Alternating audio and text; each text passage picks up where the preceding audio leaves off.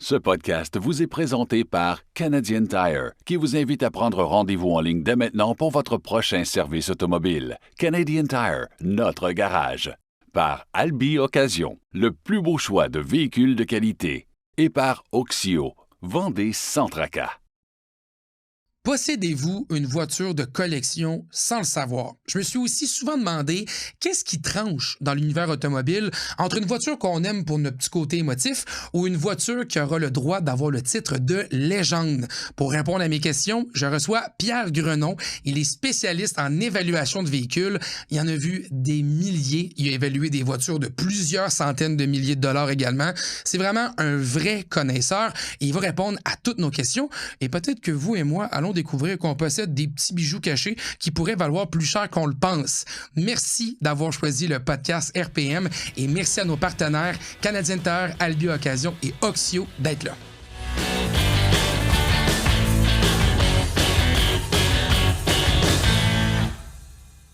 Caro, l'hiver n'a pas été facile pour nos voitures et c'est souvent relié au démarrage et à la batterie. Oui, puis l'une des pannes numéro 1 en hiver, c'est relié à la batterie. Oui. Mais avant de tomber en panne à cause de la batterie qui, elle, est en panne, il y a des signes avant-coureurs. Puis ça, ça veut dire que vous les avez peut-être ignorés, ces signaux-là. Puis, tu sais, avant de se retrouver dans la cour du travail à moins 20 degrés à devoir appeler une remorqueuse qui va coûter beaucoup plus cher qu'une batterie. Ah, puis il fait frais dans une voiture, même si là, comme vous êtes à l'intérieur de votre cabine, là, il peut faire vraiment froid. Oui, il y a des signes à surveiller, puis je vais vous les donner. Signe numéro 1, le moteur démarre, mais tousse un tout petit peu. C'est ça, Bon signe. exact. Une batterie en santé, là, ça part du premier coup. Là. C'est pas censé tousser. Là. Signe numéro 2, vos phares qui sont moins brillants qu'avant, surtout quand vous êtes au ralenti. Ça veut dire que votre batterie commence à rationner. Le fameux clic, clic, clic, clic. Et qu'on se sent vulnérable quand ça arrive, Ah ça. oui, Dieu. on n'a plus de solution. Il n'y a plus assez de jus, Non. là. Il n'y en a plus, là. Ça, c'est que votre batterie est en train de vous dire bye-bye. Oui. Un autre signe, si siège chauffant, système de son, ça réagit au ralenti, c'est que votre batterie est en mode survie, puis finalement, l'âge.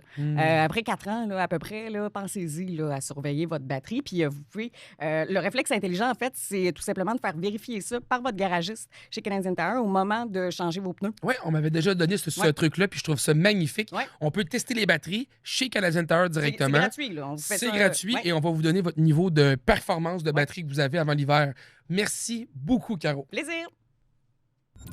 Pierre Grenon, bonjour. Bonjour, Bienvenue au podcast RPM. avec plaisir. C'est le fun de pouvoir discuter avec toi aujourd'hui une facette de l'univers automobile qui est un peu nébuleuse et mystérieuse, celle de l'évaluation automobile, de la spécialisation automobile, de la collection, des chars rares. Et là, j'avais envie de découvrir ton métier aujourd'hui, d'en apprendre davantage sur ce que tu fais. Pierre, dis-moi, c'est quoi ton travail? Bien, disons, à la base, c'est d'évaluer des voitures pour les compagnies d'assurance et pour les collectionneurs, les passionnés de voitures. Ils n'ont pas le choix de faire évaluer leur voiture, là. En majeure partie, les compagnies d'assurance exigent un rapport d'évaluation professionnelle. Ça, c'est pour, mettons, moi, j'ai une voiture un peu plus rare, je veux la faire assurer, donc il faut que quelqu'un dise comment elle vaut la voiture. Oui, mais pas nécessairement à la rareté. C'est vraiment d'établir la valeur afin de l'assurer adéquatement. Et donc, c'est pour une valeur de remplacement, si on veut, au niveau de l'assureur. Il faut qu'il y ait un chèque en conséquence de pouvoir remplacer leur voiture par l'équivalent, ça. Y a-tu bien du monde qui font ça comme travail? On dirait que ça n'existe pas comme métier. C'est comme très niché, là. Oui, il n'y a pas beaucoup de gens qui font ça. Disons qu'il y en a qui essayent de s'improviser évaluateur, mais c'est pas évident, là, tu sais. Le marché, il est tellement de styles de voitures maintenant, les resto mods, les hot rods, les muscle cars, les classiques, les voitures exotiques. C'est très élaboré, là. Il y a beaucoup, beaucoup de modèles et ça prend beaucoup de connaissances pour faire ce métier-là, si on veut, là, sans prétention. C'est comme ça. Ben, j'imagine, parce que j'allais te poser la question, qu'est-ce que ça prend pour être évaluateur de voitures comme ça? Bien, disons qu'à la base, il faut avoir une bonne connaissance des voitures, c'est certain, mais de pouvoir établir les conditions et de vérifier vraiment si les carrosseries sont en bon état et tout ça. Et la base est là. C'est vraiment la carrosserie de la voiture qui fait sa valeur au début. sans oublier le modèle, naturellement. Là, tu sais. Donc, on met plus de priorité sur la carrosserie que sur le groupe motopropulseur qu'on va avoir. Là. On met vraiment de l'emphase là-dessus. Pourquoi?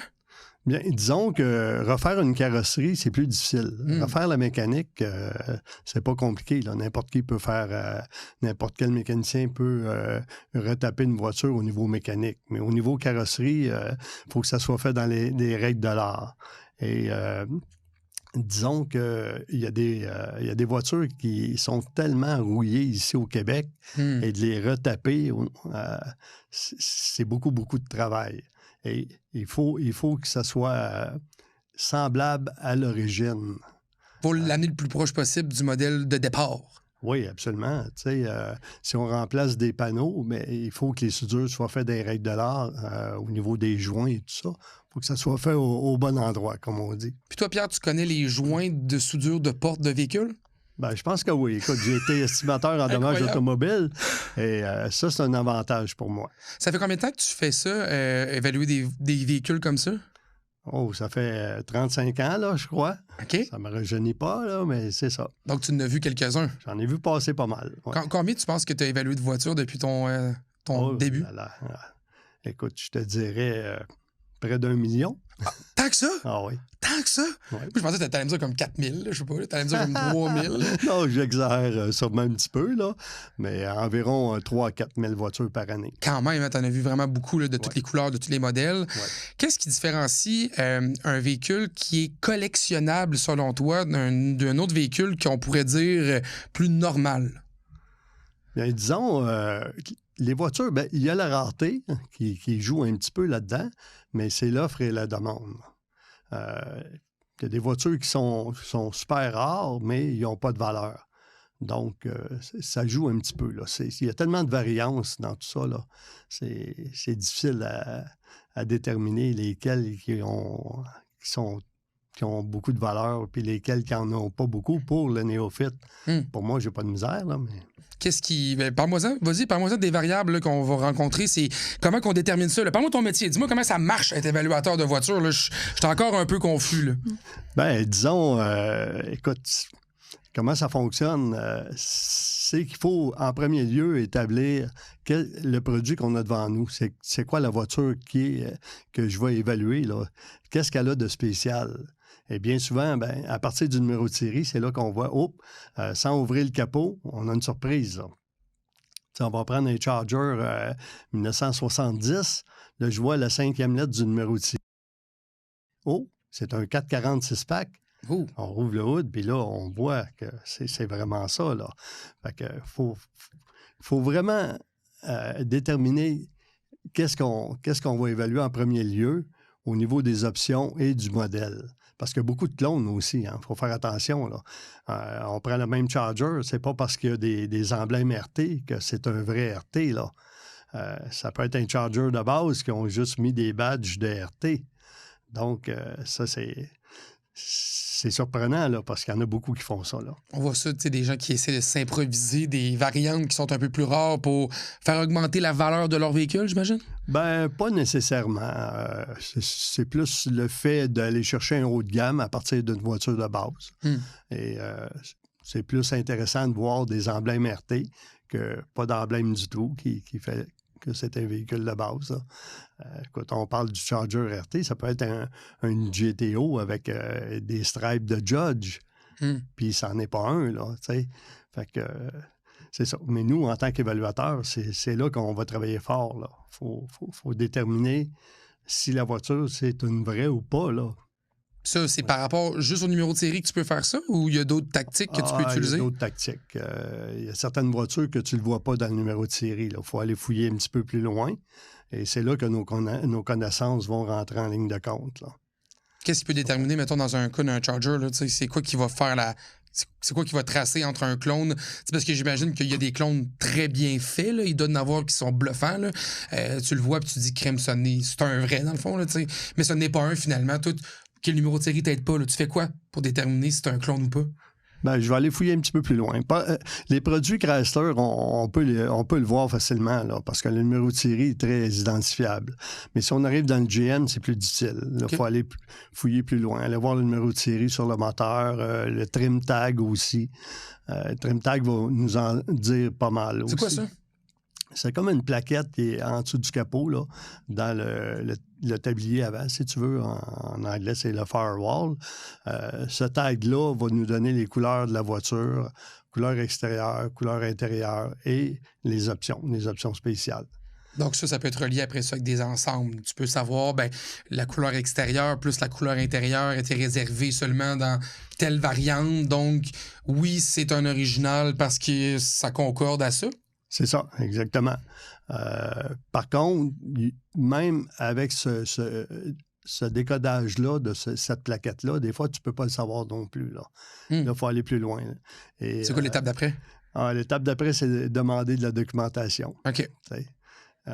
Si on peut avoir des documents comme GM Vintage qui peuvent nous informer de l'authenticité de la voiture. Ça, c'est des sites spécialisés?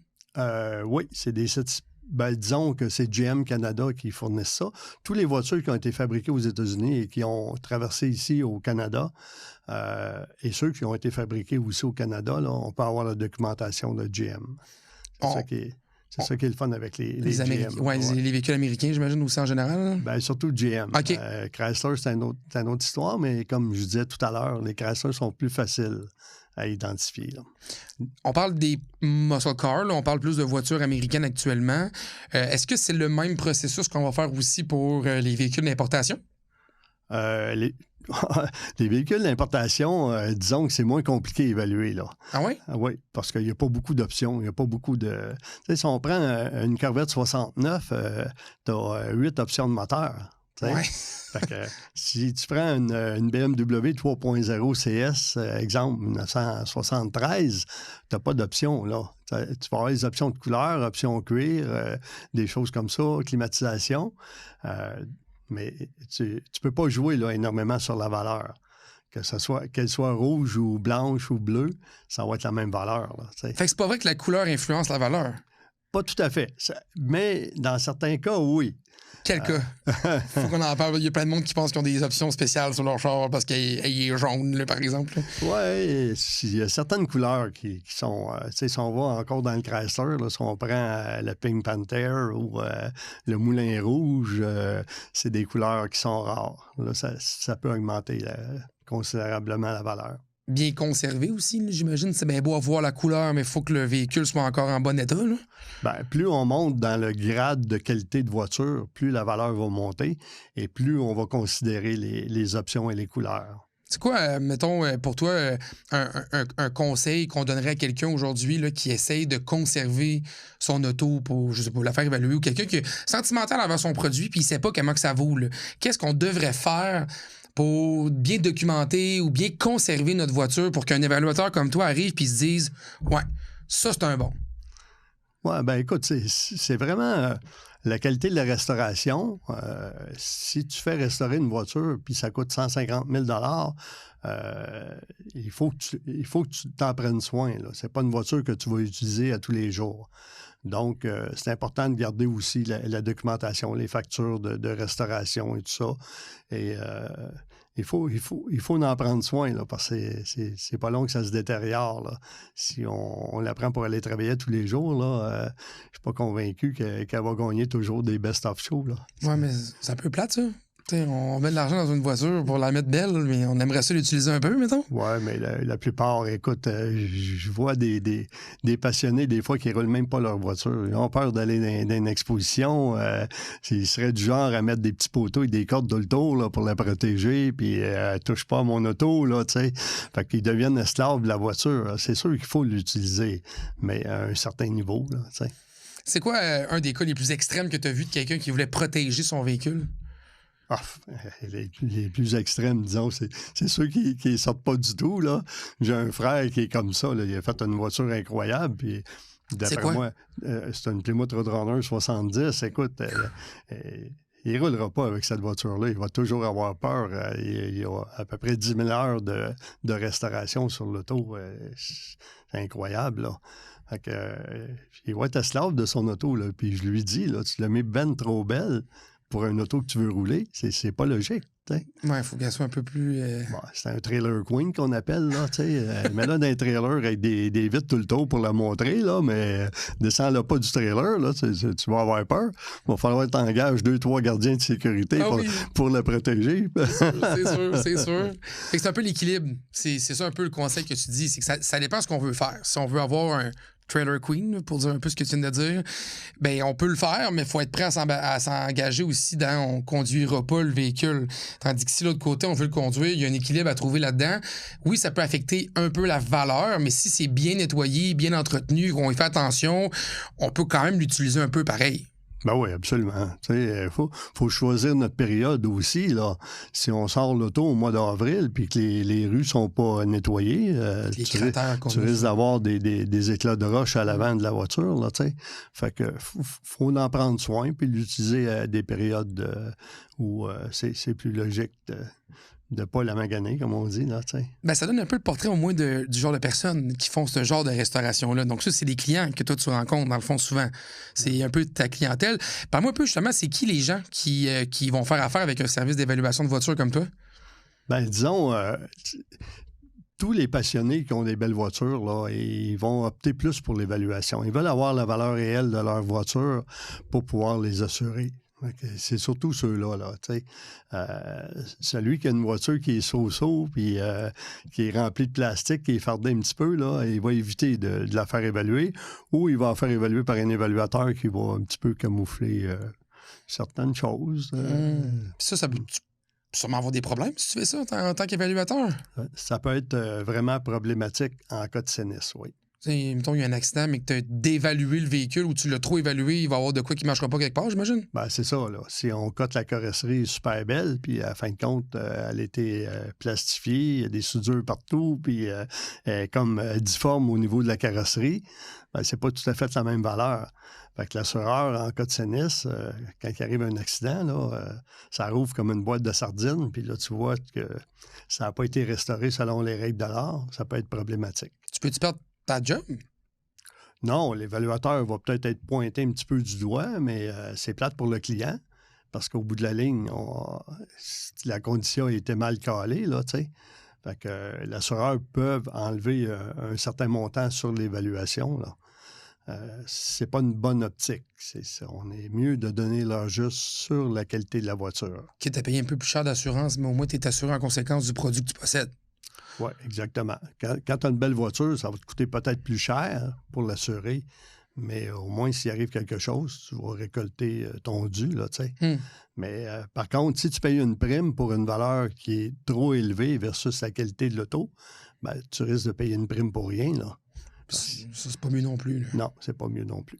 C'est quoi, dernièrement, ce que tu as pu évaluer? Je serais curieux de savoir un peu ton parcours. Là. Dis-moi un peu les collections que tu as déjà vues. C'est quoi des choses marquantes pour toi dans ton travail que tu as vécu dernièrement? Ben, disons que j'ai évalué récemment la collection de M. Luc Poirier, oui, qui est toute une collection de Ferrari. Et j'ai fait la grosse collection aussi de Vincent Chiara, qui a plus de 100 voitures, et des motos également. J'ai fait pas mal de grosses collections au Québec là, dans la dernière année. Ça fait-tu rêver? Ça te fait-tu rêver, toi? Mettons, ça te donne-tu envie de te dire j'en aurais 12 000 des Ferrari, moi aussi? Non, pas nécessairement. J'aime ça. Je les envie pas. C'est tout simplement comme ça. Je suis pas... J'aime beaucoup les Ferrari. Écoute, il y en a une qui m'a fait rêver. Pas dans celle de Luc Poirier, là, un autre collectionneur qui avait une belle Pista couleur blanche, perle, wow, avec des roues gold. Écoute, j'ai dit au client, si jamais je gagne à la loterie, je vais venir cogner à ta porte, là, puis je la veux, celle-là. Là, ouais, c'est elle, ouais, c'est ça. Tu tombes en amour. Oui, ça le fait rire. Mais je vise pas ce créneau-là. Moi, je suis plus un petit peu terre à terre au niveau des voitures à 50, 75 000. Là, ça me satisfait pleinement. Oh, c'est quand même déjà bien. Pas mal. Ben oui, c'est déjà très bien. Oui, ben oui. T'en possèdes-tu des voitures antiques? Oui, j'en ai plusieurs. Qu'est-ce que t'as? J'aime beaucoup les Buick Riviera. Hein? La plupart des clients qui me connaissent, ils m'appellent Monsieur Riviera parce que j'en ai eu plusieurs. Et j'en ai même fait tirer un l'année passée pour la recherche sur le cancer. Une 71 Riviera. Mais là, j'en ai 3. J'en ai une autre 71, j'ai un 65. Assez spécial, là, avec les clamshell headlights à l'avant. C'est bien spécial comme auto. Puis j'ai une 63 aussi. J'ai un T-Bird 57. J'ai un panel Chevrolet 54. OK. J'en ai quelques-unes. Donc, un vrai collectionneur aussi, toi-même. Oui, je pense que oui. Depuis maintenant quelques années, parce que là, t'es accumules, j'imagine que ça fait longtemps que t'es accumules, les voitures. Ah ben oui, mais j'en ai vendu plusieurs, là. Ah ouais, hein? Si je les aurais toutes gardées, ça me prendrait un concessionnaire. C'est pas compliqué, là. Écoute, j'en ai eu plus que 500 dans ma carrière, là. Fait que t'en as vu de toutes les couleurs pour toi-même et pour tes clients. Tu sais, on parle depuis tantôt beaucoup des muscle cars. Là. C'est toujours ça. On a parlé un peu des Luc Poirier avec ses Ferrari. C'est principalement des muscle cars que les gens vont garder en collection. Non, pas nécessairement. Les gens jettent des voitures selon leur budget puis selon leur goût. Il y a des voitures c'est des voitures anciennes, mais on peut dire que c'est même pas des voitures de collection. Mais c'est ces gens-là qui ont le plus de fun à rouler. Et ils n'ont pas peur là, de la stationner au centre d'achat ou d'aller au cinéparc avec, puis puis on emmène les enfants, puis on a du fun. T'sais. Fait que non, c'est comme ça. Là. Au Québec, dans le fond, on a principalement des muscle cars, c'est ça qu'on a? C'est tout ça que les gens vont garder ou... Ben, disons que les muscle cars, c'était... les baby boomers ont connu les muscle cars. C'est pour ça qu'il y a un engouement. Ouais. Il y a un gros engouement pour les muscle cars. Mais on a vraiment... C'est très varié, là. Il y a des voitures d'avant-guerre qu'on voit moins sur les routes, mais il y en a beaucoup aussi, ces voitures-là. On a encore beaucoup des voitures d'avant-guerre, autant que ça? Ah oui. Au Québec, beaucoup. ça? Oui. Oh, ah oui? Oui. C'est juste qu'on ne les voit pas sur les routes. Quand on en voit une sur la route, c'est parce que c'est probablement un hot rod là, qui a une mécanique moderne, donc elle est plus roulable. Là, mais un avant-guerre avec le petit moteur d'origine, 200 pouces cubes, là, qui a 20 chevaux, tu ne verras pas ça sur l'autoroute. On les voit pas se promener. Hein? Non, c'est ça. Ils les conservent dans le garage ou des fois, ils servent de décor aussi. Là, c'est bien le fun. Avons-nous réellement des voitures très rares au Québec? T'sais, selon toi, selon ce que tu as vu, est-ce qu'on a vraiment des gens qui ont des collections? Tu te dis, OK, ouais, ça, il y en a vraiment pas beaucoup dans le monde de ces voitures-là. Ah oui, c'est sûr qu'ici au Québec, malheureusement, il y a beaucoup de voitures qui se sont en allées aux États-Unis à cause du taux de change et tout ça, mais il y a beaucoup de voitures rares. Puis même, j'en évalue souvent là, que j'ai jamais vu dans les expositions. Les gens ne les sortent pas, sont cachés. Puis souvent, ils vont me dire, « Hey, ça reste confidentiel, hein? Il ne faut pas que personne sache que cette voiture-là est ici. » Là, t'sais. Fait que oui, il y a des voitures rares au Québec. Mon Dieu, c'est intriguant. Oui, c'est intriguant. C'est intriguant. Peux-tu me dire des modèles sans me dire des lieux, mettons? Peux-tu me dire quel genre de voiture tu as vu au Québec que tu te dis, hey, ça, c'est... quelque chose. On peut parler d'un Cadillac V16 avec un moteur V16 dans les années 30. Wow. On part de là, d'un classique d'avant-guerre, et on peut s'en aller vers un Plymouth Superbird ou un Charger Daytona. Ou, en bonne condition, là, presque pas roulé, entreposé quelque part. C'est ça. Et souvent, il y a des Survivor aussi, des voitures qui n'ont pas été restaurées du tout, mais... Là, les gens ils ont peur de dérouler parce qu'ils veulent conserver leur peinture d'origine. Parce que s'il n'y a plus de peinture d'origine, c'est plus un Survivor. Là. Ça vaut-tu plus cher, un Survivor? Oui, effectivement. Donc, une voiture qui n'a jamais été restaurée.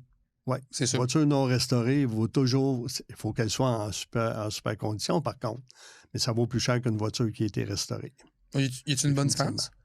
Ah, il peut y avoir un 20 à 30 de différence. Oh, quand même! Sur certains modèles, ça peut aller à 50 Wow! Oui, oui. OK, donc là, ça vaut la peine de se dire que si on n'a rien fait dessus, pas de modification, puis que l'auto est d'origine, en bonne condition, là, on peut en avoir pour notre argent. Ah oui. On peut voir dans les encans américaines, là, on va prendre, mettons, un Mustang Shelby 67, 68, qui n'a pas été restaurée, ça pète des scores, c'est incroyable, là, tu sais. Puis t'en vois passer un autre qui a tout été restauré, qui est encore plus belle, mais elle fait la moitié du prix, tu sais. Fait que c'est tout à fait normal. Capoté. Vois-tu, ça, je savais qu'il y avait une différence dans la vision qu'on allait avoir d'une voiture restaurée et pas, mais je pensais pas qu'elle allait avoir jusqu'à 50 de différence sur la valeur de l'évaluation. Là. C'est quelque chose, là? Oui. C'est quelque chose, là. Mais il faut que ça soit une voiture hors norme. Là. On ne prendra pas un Chevrolet Impala 1964, 4 portes hardtop ou 4 portes sedan versus un Impala qui est convertible avec un 409 à bâton, 4 vitesses. 409 forces, parce qu'il y a plusieurs 409, les options de horsepower. Fait que si on prend le 409 forces, il y a 2 4 barils. 4 vitesses, convertible. C'est pas le même Survivor qu'un 4 portes sedan. Là, je comprends. Mais là, lui, on monte les chiffres. Ça peut valoir combien, mettons, un modèle de même? En tabarouette, Propre, là, c'est lui de tes rêves, là, Pierre. Là, tu le vois devant toi, tu te dis, crime, il est parfait. Un Survivor, Impala SS 64, 409 forces, 4 vitesses, qui n'a pas été repeint. Je te dirais que c'est 200 000 facile. Quand même, hein? On peut aller 175-200 US, là. Wow! On parle de gros sous, là. Qui achète ça? Les collectionneurs, c'est ce qu'ils recherchent. Ah ouais? La plupart des collectionneurs, là, ils ont les moyens d'acheter ce genre de voiture-là. Ils ne chercheront pas, eux, le 4 portes sedan, là, qui a pas... non, ça a zéro intérêt pour eux dans leur collection. Ils veulent avoir des voitures qui sont hors normes, qui sont vraiment spéciales. Et haut de gamme aussi, ils vont toujours dans le plus haut de gamme. Haut de gamme dans l'équipement? Oui, dans les options de moteur, dans l'équipement, dans les modèles aussi, tu sais. Fait que si on part du... aujourd'hui, là, à un moment donné, ceux qui valaient pas cher, c'était les station wagon. Tout le monde les coupait pour... Moi, je les aime. Ben oui, aujourd'hui, oui. Mais à l'époque, ils découpaient pour prendre des pièces. Fait que, ils restauraient un 4 portes hardtop avec des pièces de station wagon. Mais aujourd'hui, ce serait un crime de faire ça. Ah oui, hein? Parce que le station wagon vaut aussi cher que le décapotable, sinon plus. Pourquoi? C'est un engouement. C'est vu qu'ils sont devenus plus rares, puis c'est une mode. Là, un beau Audi, là, dans les années 50, 60, c'est pas les patates. Moi, je suis capable. Puis l'espace là-dedans, côté familial, mais là, tu roules pas. T'es gardes cachés quelque part, mais quand même, sont historiques. Là. Ben oui, il en reste pas beaucoup. Moi, la première voiture publicitaire que j'ai eue de PG Évaluation, c'était un Country Square. Ah oui? 1966. Avec les grosses têtes de cheval, les ailes, puis le Audi. Je l'avais tout restauré, il était superbe. J'ai vendu cette voiture-là il y a environ 22-23 ans. Je l'ai vendu 5 000 $. Allez, boy. Aujourd'hui, j'aurais 50, 60, 75. Ah ouais, facile, hein? ouais. Hein? Ça aurait vraiment... Y a-tu des choix de même que tu as fait que tu as regretté? Peut-on te dire, j'aurais pas dû me séparer de ce modèle-là? Écoute, j'ai possédé une Charger Daytona 69 qui vaut une fortune aujourd'hui. Écoute, je l'ai vendu 6 000 $. Ah! Mon Dieu. Quand ma fille est venue au monde, j'avais deux muscle cars, 2 Mopar qui sont très convoités. J'avais ça, une Daytona, puis un Coronet RT 70 décapotable triple white. Oh, wow! Les deux, un au côté de l'autre. J'ai vendu les deux pour 12 000 $. Oh! Dieu! Tu regardes ça, mettons, en te disant... J'ai pas bien fait, ou tu te dis, gars, c'était comme ça. À l'époque, c'était le même, c'est la vie. C'est un peu comme faire des placements maintenant. Tu peux pas toujours faire des bons coups. Là. Des fois, ça va bien, des fois, ça va moins bien. Tu peux pas avoir des regrets non plus. Non, effectivement. Écoute, à l'époque, j'étais content de les posséder. Puis quand je les ai vendus, j'étais content aussi. J'avais besoin d'argent pour la petite famille. Mais c'est certain qu'aujourd'hui, j'aimerais les avoir encore. Mais comme toutes les 499 autres, si on veut, là, on peut pas toutes les garder, malheureusement. Non, des fois, on fait des moves pour améliorer notre collection. Puis on se rend compte que 5 ans après, j'ai pas fait le bon move. Là, même si je suis évaluateur, je me suis planté souvent. Là. Même toi, tu te trompes. Ben oui. Parce que la lecture du marché, la lecture des tendances... Disons qu'on n'a pas de boule de cristal, hein. On ne sait pas. J'ai vendu une NSX il y a 4 ans, 5 ans. Et aujourd'hui, j'aurais plus que le double. Ah oui? En 4-5 ans, là. C'est incroyable. Oui, c'est clair. Ces voitures-là, ils ont plus que doublé, là. C'est quelle année que tu avais? une 95 Targa. Wow! Première année Targa, puis elle était incroyable. Elle était rouge, interrotane. C'est une voiture qui a été longtemps dans la collection Lombardi signature. Fait que j'ai fait la gaffe de la vendre, mais qu'est-ce que tu veux? C'est comme ça. J'ai pas de mots, là. T'avais ça dans ta cour? Ben oui, ben oui. Wow! Mais au moins, Ouais. tu sais, il y a quelqu'un qui m'a déjà dit, on peut pas... Quand t'as fait quelque chose, on peut pas te l'enlever, dans le fond. Là. Au moins, tu vas pouvoir toujours dire que t'en as possédé une. Exactement. Bon. Quand je vais en évaluer une, je peux dire à mon client, j'en ai eu une, puis c'est vrai. Puis je les connais. Si tu me crois pas, je vais te montrer des photos. Puis quand je montre des photos de cette voiture-là, ben j'ai une petite larme qui coule. Ben, écoute, je suis en panique. Pour ceux qui écoutent en son, qui ne me voient pas sur YouTube, je suis en panique depuis tantôt. Je peux pas croire. T'avais ça de tes mains, my God. Comment que c'est de posséder un véhicule comme ça? Une page d'histoire, là. Oui. Ah non, j'ai adoré cette voiture-là. Je ne sais pas pourquoi je l'ai vendue. C'est un coup de tête? Un coup de tête. Un matin, je me suis levé, j'ai dit, tiens, on va aller chercher autre chose. C'est beaucoup de sous. Fait que je vais trouver d'autres choses qui... mais ça n'a pas été un bon move, là. Tu l'as vendu combien, il y a 4 ans? Je l'ai vendu 70 000. Aujourd'hui? Aujourd'hui, 150 facile. Oh! Ouais. Ouf, ça fait mal, hein? Oui, ça fait mal. Oh là là là là là là là là. C'est des dures décisions. Puis c'est parce que ma question tantôt, tu sais, que je te demandais, je te disais, c'est quoi que les gens devraient faire pour commencer à faire attention à leur véhicule? C'est que j'ai l'impression aussi que, en tant que passionné d'auto, moi-même, je sais plus qu'est-ce qui vaut cher que je pourrais m'acheter ou qu'est-ce que j'ai déjà possédé qui pourrait valoir cher un moment donné, tu sais. Ouais. Là, tu tombes un peu dans une espèce de cercle infernal où tu veux plus te débarrasser d'aucun char jamais. Puis là, quand ça arrive, tu te dis, ben, OK, mais là, je les mets où? Tu sais, maintenant, c'est bien beau, mais c'est des autos, il faut que je les entretienne. Ils ont tous des petits besoins, ils ont toutes des petites affaires. C'est toujours le problème, le remisage. Hein? Sinon, le remisage puis le budget. Sinon, on les empile puis on espère qu'ils vont monter en valeur. T'sais. Mais, y a-tu du monde qui ont déjà réussi, mettons, à être des... Tu sais, comme un peu des génies de la collection. Des visionnaires qui ont réussi à se mettre des autos aux bons endroits, qu'ils ont acheté au bon moment, ils ont vendu plus cher. T'en connais-tu du monde de même? Qui vivent de ça, là? Ah oui, j'ai des clients qui se sont rendus riches à ramasser des voitures qui selon eux, savaient que c'était pour monter beaucoup en valeur. Et il y en a d'autres, par contre, c'est le contraire. Ils ont conservé des voitures qu'ils ont droppées en valeur et se sont détériorées et tout ça. Fait que, je vois les deux extrêmes dans mon métier, là. C'est à quel moment qu'une voiture reprend de la valeur? Je sais pas si tu comprends ma question, parce que, tu sais, on dit tout le temps, dès qu'on sort la voiture du concessionnaire, 20 qui viennent de partir. Tu sais, on le dit, là. Ouais. Ça prend une seconde, tu as perdu de l'argent. Ça s'applique pas dans les voitures de collection. OK. Mais ça prend combien d'années, mettons, pour dire qu'une voiture est de collection? 25 ans? Ou... Non, il y a des voitures qui sortent, qui sont chez le concessionnaire, c'est déjà des voitures de collection. Bon, comme Luc Poirier achète les voitures Ferrari qui sont sur commande, ces choses un peu spéciales. Ouais, on peut aller aussi avec un Shelby Super Snake, un Démon, un Challenger Démon. Il y a plusieurs voitures là, qui sont à tirage très limité. Fait que quand ils sont flambant neufs, ils commencent déjà à prendre de la valeur. En partant. Mais ils sont rares. Ils sont rares, c'est ça. Fait que ceux qui font des commandes spéciales, là, puis quand la voiture arrive chez le concessionnaire, là, ils savent qu'ils peuvent la vendre 20, 30 50 de plus que le prix de détail suggéré du fabricant. C'est plus une question de qui va réussir à se battre pour avoir une place, pour l'avoir, l'auto. Exactement, c'est ça. Faut être vite sur la gâchette, comme on dit. Puis là, une fois que tu l'as dans ces produits de niche-là, bon, ben, admettons qu'on enlève cette équation-là, là, des voitures très nichées, là, comme les Damon, comme tu parlais, compagnie, mais qu'on s'en va dans quelque chose d'un peu plus... je sais pas, là, une Honda Civic type R. Ouais. Okay, de l'année. Il n'y en a pas beaucoup qui me roulent en circulation. Ils n'en vendent pas énormément par année.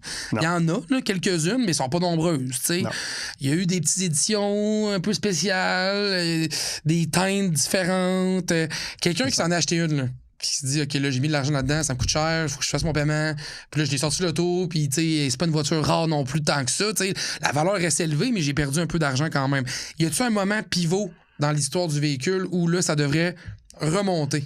C'est sûr que ça va remonter, mais à quel moment, on ne sait pas. Mais l'engouement, tu sais, comment je te dirais bien, si on regarde les voitures d'avant-guerre, qui a connu ça, qui a conduit ça, l'engouement est un petit peu dépassé, là. Tandis que ce genre de voiture-là, comme tu viens de dire, le jeune qui la regarde au concessionnaire ou qui envoie une sur la route, puis il n'a pas le budget pour en acheter une, mais à un moment donné, ça va bien, il part une business ou il a un diplôme de médecine, lui, il va payer le total pour aller l'acheter, cette Honda Civic-là, édition R, assez rare, là, tu sais.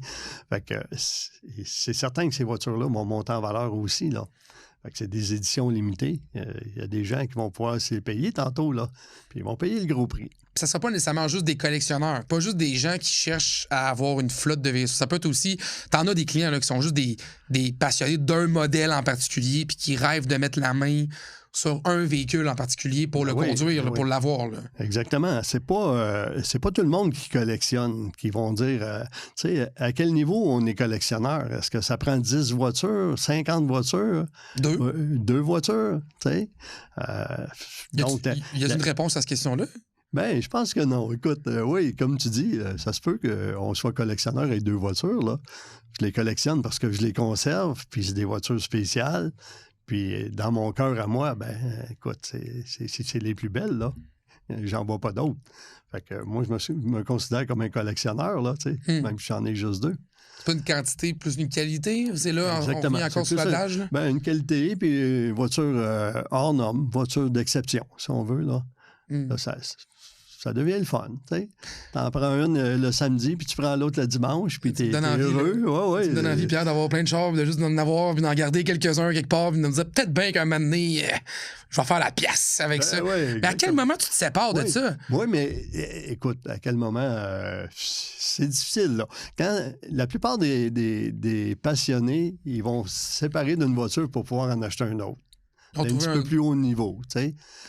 Comme leur maîtresse, si tu veux. Là, tu sais. Ouais, ils ont trouvé une belle... Oui, c'est ça. Ils ont trouvé une belle blonde aux yeux bleus. Là, puis, ils décident d'y aller. Là. Ouais, on y va. C'est bizarre comme relation qu'on a avec nos autos. Hein, c'est incroyable, pareil, quand ils pensent. Là, tous les gars de char, c'est comme ça. Hein, c'est les femmes, les chars. Puis... C'est incroyable parce qu'on dirait que c'est comme la seule manière que je peux l'imager. Je me dis, tu sais, t'as une bonne relation, tu l'aimes, tu l'as protégé, tu t'as mis une voiture de collection, que t'as mis de l'amour dedans. Mais finalement, ça va être l'autre. On regarde notre maîtresse sur 4 roues. C'est incroyable, pareil. C'est capoté. Moi, vois-tu, quand je t'entends parler de tes histoires là, avec la NSX, avec ton Charger, c'est comme, mon Dieu, je serais jamais capable de me débarrasser d'un char. Là, je pense à mon collègue Samuel, il a tout gardé ses autos quasiment. Là. Sam, il les a quasiment toutes. Puis il y a des belles voitures, puis c'est trippant. Je le vois aller, puis je me dis, je suis en retard, là. J'ai déjà... Lui, il a gardé sa première voiture. Il l'a conservé, tu sais.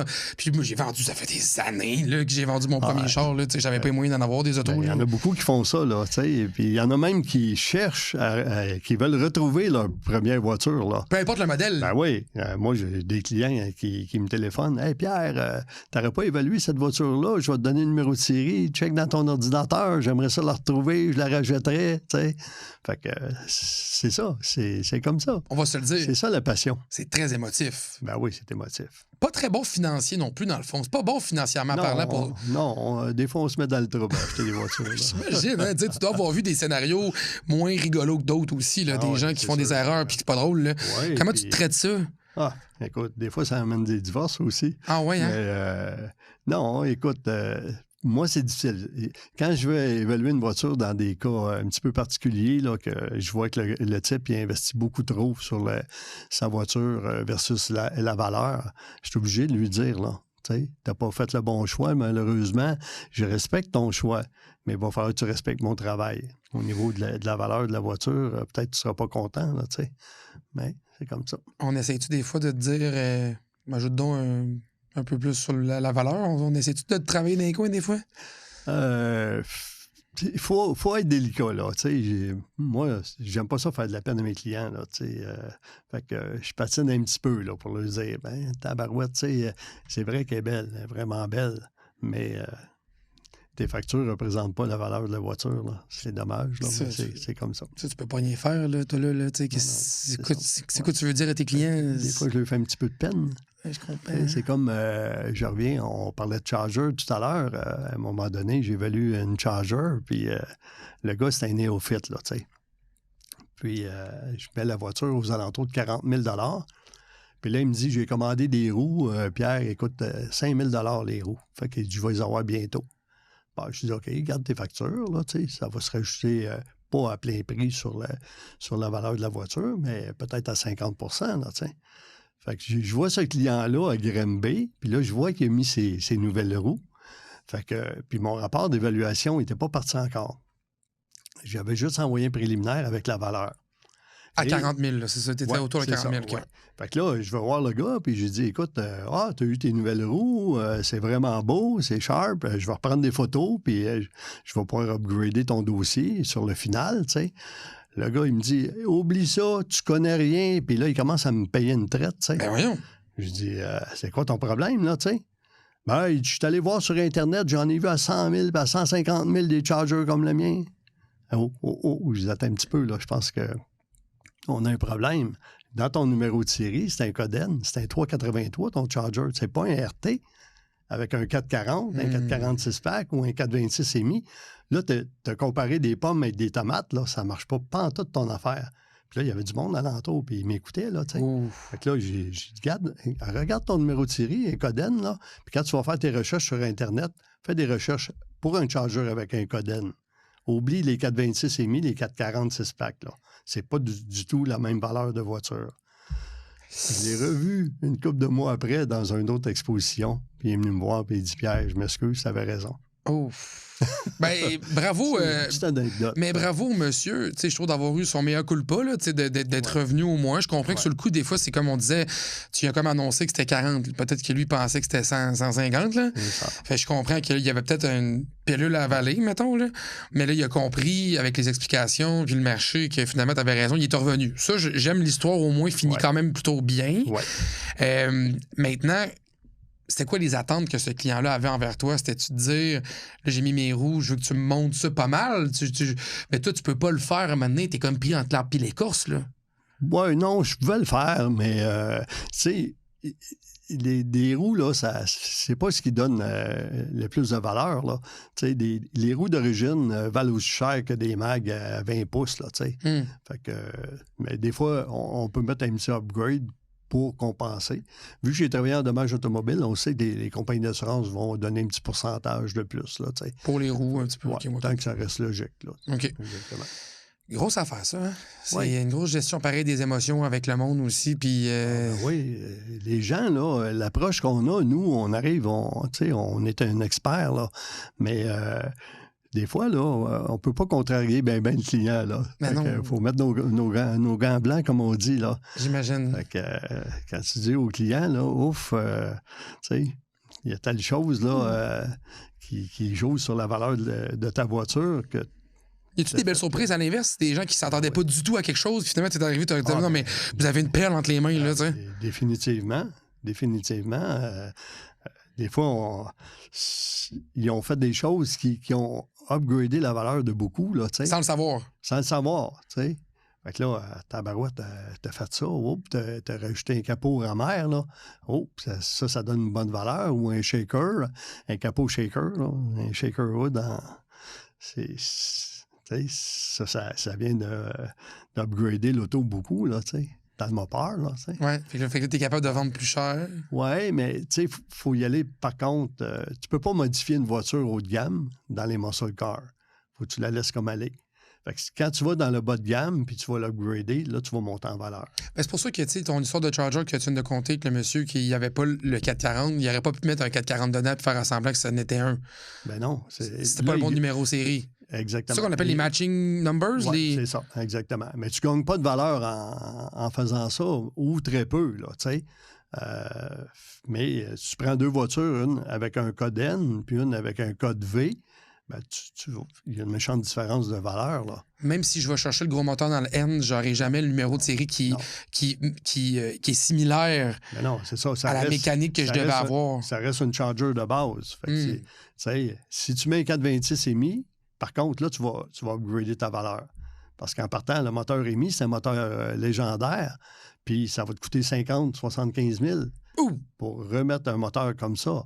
Mais tu vas gagner plus de valeur qu'un code de base avec un 383 pouces cubes. mais tu n'iras jamais chercher la pleine valeur d'un vrai 426 EMI qui vaut 200, 250 000. C'est capoté. Le monde court les numéros de série, le monde court les options rares, les collectionneurs veulent avoir des choses exclusives dans le fond. Si tu regardes les gros collectionneurs américains qui vont collectionner que des Mopar, ils ont toutes des voitures d'exception, là. Ils n'auront pas de Challenger 71 avec un moteur 318, là. C'est tous des 340 en montant, là, tu sais. Par contre, il peut en avoir un avec un cylindre. Un cylindre, c'est très, très rare. Fait que le collectionneur de Challenger, CUDA, lui, s'il met la main sur un beau 6 cylindres, il va le prendre, là. Parce que c'est très, très rare. Donc, il y a toujours c'est vraiment une question de connaissance, de marque, t'aimes une marque en particulier, tu comprends les différences dans les modèles. C'est comme ça que tu réussis à te bâtir une collection qu'on ne sait pas encore le nombre, là, ça peut être 2 ou 45, là, mais c'est là que tu peux commencer à avoir des voitures qui pourraient prendre la valeur quand tu maîtrises bien un produit en particulier, là, quand tu es capable d'aller chercher, gratouiller à gauche et à droite les exceptions d'un modèle. C'est ça. Les collectionneurs, là, la plupart, là, ils sont chevronnés, puis ils aillent chercher. Ils savent où quoi dénicher, là, qui va prendre la valeur ou ça va devenir des voitures d'exception. Avant de te laisser, déjà là, on arrive, ça va vite, le podcast, on jase, puis ça prend pas de temps. Mais avant je serais curieux de savoir ton avis sur l'évolution des voitures. Tu sais, là, on est dans une ère de transition, voiture électrique. Oui. Crois-tu qu'il y a des modèles aujourd'hui, dans l'électrique, ou pas, là, mais principalement dans l'électrique, c'est surtout là ma question, qui pourraient un jour devenir des voitures de collection? Moi, je crois que non, parce que c'est des voitures qui sont produites à grande quantité. Fait que je ne crois pas qu'un jour, on va avoir une voiture électrique dans une exposition de voitures, là. Peut-être que je ne vivrai pas assez vieux, mais en tout cas, si jamais ça se produit, c'est parce que ça va être peut-être des voitures qui ont été conservées dans le jus, là, vraiment. Mais est-ce qu'on peut remiser une voiture électrique pendant 10 ans, 15 ans et la sortir après? Et est-ce qu'elle va être fonctionnelle encore? Moi, je pense que tu vas l'emmener dans une exposition sur une plateforme, là. Parce qu'elle ne marchera plus? Elle ne marchera plus. Fait que, dans le fond, c'est à veille de mourir. L'idée des voitures collectionnables, tu sais, Mané, on va avoir fait le tour, là, si je comprends bien. Là, ça peut pas mourir. Ils vont toujours être là. Mais ça va être des vieux voitures. Ça va plus être les vieux modèles, les plus récents.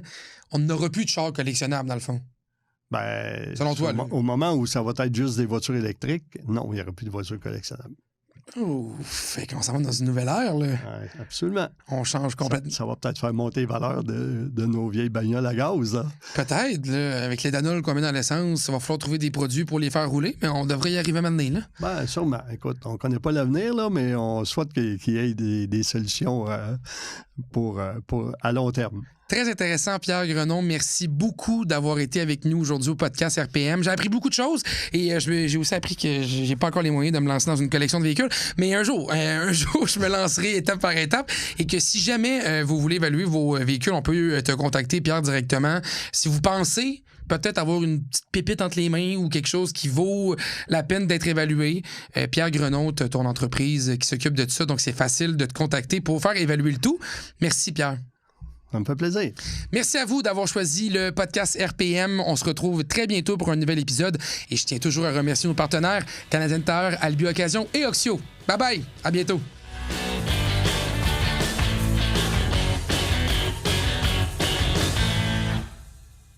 Ce podcast vous a été présenté par Canadian Tire, notre garage, par Albi Occasion, avec le meilleur taux, on vous attend, et par Oxio. Vendez sans tracas.